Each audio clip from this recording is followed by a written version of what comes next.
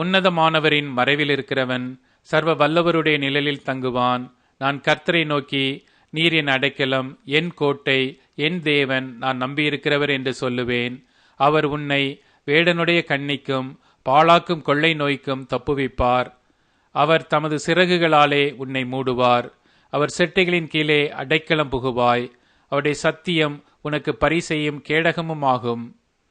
இரவில் உண்டாகும் பயங்கரத்துக்கும் பகலில் பறக்கும் அம்புக்கும் இருளில் நடமாடும் கொள்ளை நோய்க்கும் மத்தியானத்தில் பாழாக்கும் சங்காரத்துக்கும் பயப்படாதிருப்பாய். உன் பக்கத்தில் 1000 பேரும் உன் வலதுபுறத்தில் 10,000 பேரும் விழுந்தாலும் அது உன்னை அணுகாது.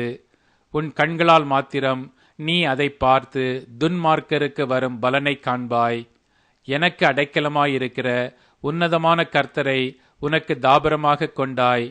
ஆகையால் பொல்லாப்பு உனக்கு நேரிடாது, வாதை உன் கூடாரத்தை அணுகாது.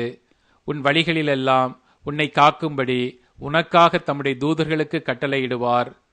உன் பாதம் கல்லில் இடராதபடிக்கு அவர்கள் உன்னை தங்கள் கைகளில் ஏந்திக் கொண்டு போவார்கள்.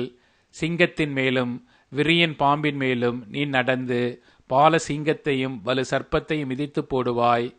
அவன் என்னிடத்தில் வாஞ்சியாயிருக்கிறபடியால் அவனை விடுவிப்பேன். என் நாமத்தை அவன் அறிந்திருக்கிறபடியால் அவனை உயர்ந்த அடைக்கலத்திலே வைப்பேன்.